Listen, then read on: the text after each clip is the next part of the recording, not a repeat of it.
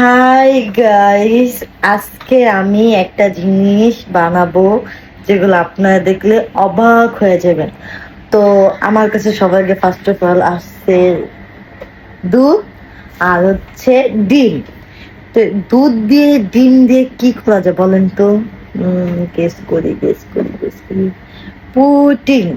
আজকে আমরা পুটিং বানাবো। ওই ওই রেসিপি আপনাদেরকে দেখাবো, আপনারা বাসায় ট্রাই করবেন। ওকে, আসেন আপনাদের আজকে দেখাই কিভাবে বানাতে হয়। ঠিক আছে, আমরা দুইটা দুধ নিছি, ঠিক আছে। একটা দুধ চুলায় ঢালছি, এই যে আরেকটা দুধ চুলায় ঢালবো।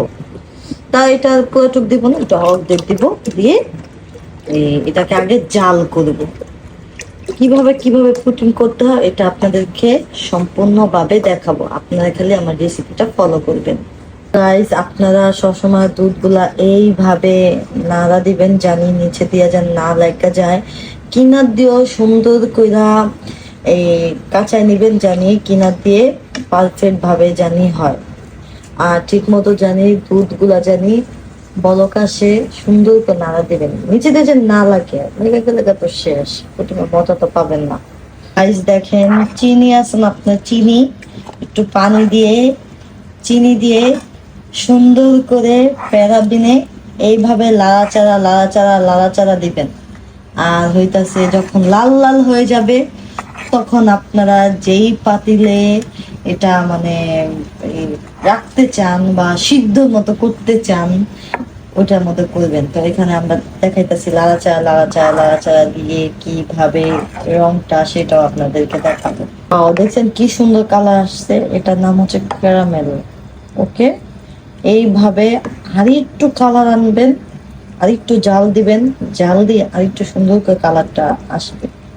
এমনি তো অনেক সুন্দর কালার আসছে, এটা মনে হয়ে গেছে না, হয়ে গেছে এটা ফিনিশ। এখন আপনারা এটা একটা কড়াইয়ের মধ্যে আমরা ঢালবো। দেখেন, এই যে এরকম একটা পাতিল যদি আপনাদের ঘরে থাকে, তাহলে এইভাবে ঢালবেন, আপনারা সুন্দর করে ঢালবেন। এই যে একটু আমরা দেখা দিচ্ছি জানি দুধের কালারটা জানি হয়। ওয়াও, কালারটা কত জোস গাইস। আমরা হইতাছে পুটিং এর সাথে সাথে আমি একটু গ্রিন টিও খাইতাছি। এই যে এটা হচ্ছে গ্রিন টি, আমার পেটটা কমানোর জন্য, শরীরটা কমানোর জন্য এটাও একটু খাইতেছি। আপনারা এটাও একটু ট্রাই করে দেখবেন যে কেমন লাগে। দুধকে সুন্দর করে আপনারা ঠান্ডা করে নেবেন। আর হইতাছে যে যখন এই দুধ ঠান্ডা হয়ে যাবো, আর এমনি করে বারবার লাগতেই থাকবেন জানি দুধটা জানি ঠান্ডা হয়ে যায়। অথবা চিনি আর ডিম এভাবে মিক্সড করবেন।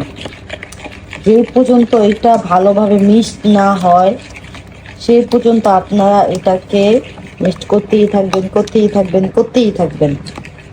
গাইস, আসলে দেখেন কত সুন্দর আমি পুটিংটা বানাইছি, কিন্তু পুটিংটা বড় হয়ে গেছে, যার কারণে থালে আর ডানা দেখতে পাচ্ছেন অনেক বড় আর মোটা হয়ে গেছে। তো বাসা অবশ্যই ট্রাই করবেন।